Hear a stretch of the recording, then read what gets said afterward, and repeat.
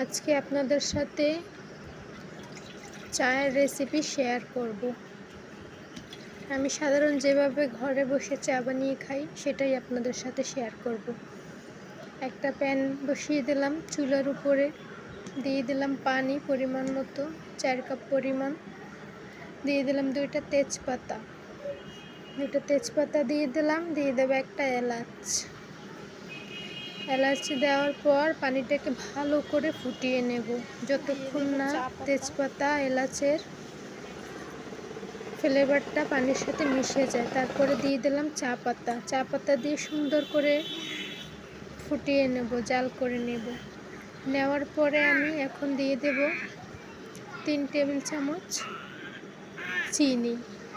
অবশ্যই চিনিটা লাস্টের দিকে অ্যাড করবেন, তাহলে চায়ের স্বাদটা দ্বিগুণ বেড়ে যায়।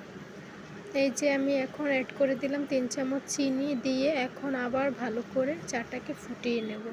ফুটিয়ে নেওয়ার পরে এই যে আমি কাপে ঢেলে নিচ্ছি, দেখুন কালারটা কত সুন্দর এসেছে। এই তো আর কি, সবাই লাইক কমেন্ট সাবস্ক্রাইব করে পাশে থাকুন।